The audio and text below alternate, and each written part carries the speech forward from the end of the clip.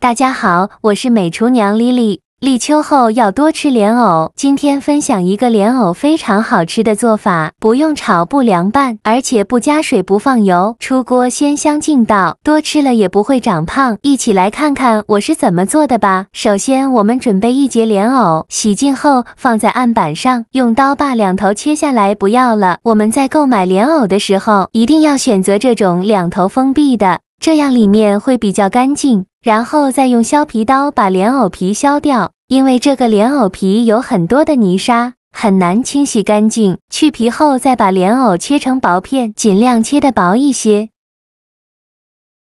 再切成细丝，也是切得越细越好。如果想偷懒的朋友，可以直接用擦丝器擦成细丝，然后再切成莲藕丁。切好后再用刀剁一剁，给它剁得碎一些，最后剁成这样的颗粒感就可以。再把它放入大碗中，往里边加1勺食盐，用筷子搅拌均匀，让每一粒莲藕丁都能裹上1层食盐。搅匀后放一旁腌制10分钟，把料丁腌软，腌出多余的水分。接着准备半根去皮的胡萝卜，先给它切成薄片，尽量切得薄一些，再切成细丝，也是切得越细越好。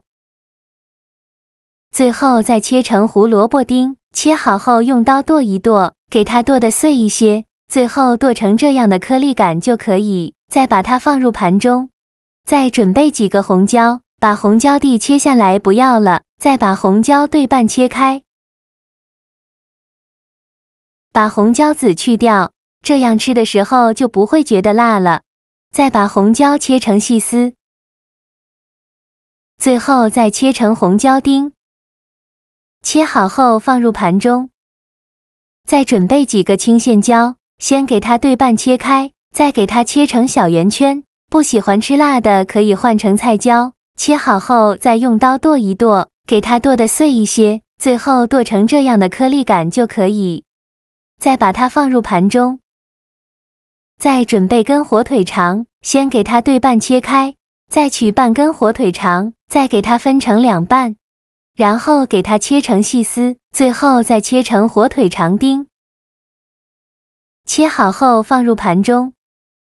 现在我们的莲藕腌得差不多了，看一下已经腌出了这么多的水分，莲藕已腌软了很多。再倒入上的清水，把莲藕清洗一下，洗去表面的盐分，洗净后控水捞出。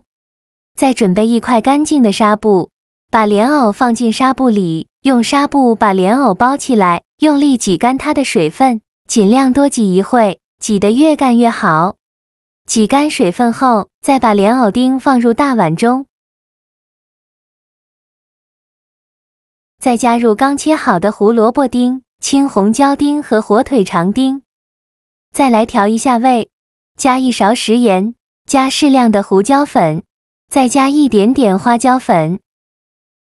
用筷子搅拌均匀，让所有食材充分混合在一起。我每天都在用心的教做菜，您还一直没有给我点小红心呢。1个小红心对您来说只是举手之劳，但是对于我来说却高兴到睡不着觉。这个视频，麻烦您帮忙点个免费的小红心，下次不会做还能找到我。非常感谢大家的支持。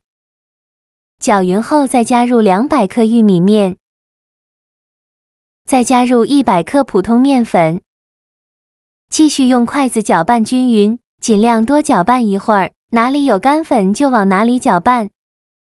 做搅拌成这样的状态就可以，先放一旁备用。接着再准备一个干净的盘子，往里边倒入20克左右的土豆淀粉，先放一旁备用。接着戴上一次性的手套，抓一小把莲藕面团，大约有50克左右一个，用手捏一捏，给它捏得紧实一些，再放到手心搓圆，搓成和乒乓球一样大小的小圆球，用手轻轻按扁，给它按成一个小饼的形状，再给它稍微整理一下，整理得圆润一些。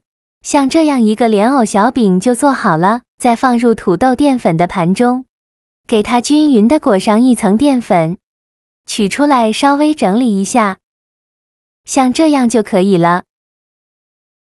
剩下的面团用同样的方法给它做成这样的小饼。全部做好后，准备一个蒸屉，在底部铺上一张硅胶垫，把做好的小饼一个一个的放到蒸屉上，中间要留些空隙，防止粘连在一起。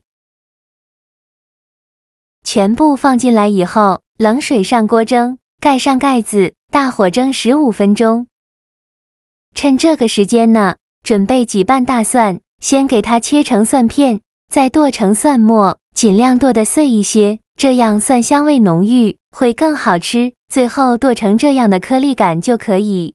再把它放入小碗中，再准备几个小米椒，给它切成小圆圈，不喜欢吃辣的可以不放。切好后也放小碗中，再准备几根小葱，先给它对半切开，再给它切成葱花。切好后放小碗中，往里边加勺辣椒油，再加2勺生抽，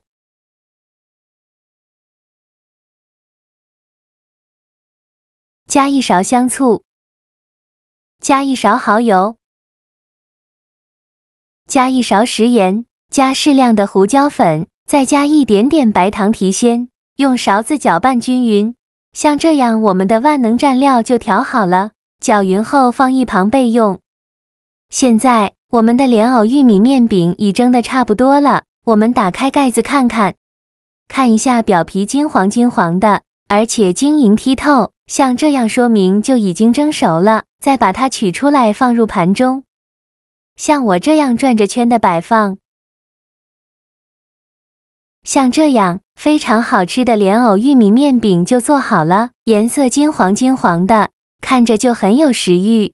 这个饼的口感呢，超级丰富，加了玉米面，带着粗粮特有的质朴和扎实，咬下去却能感受到微微的颗粒感区，一点也不粗糙。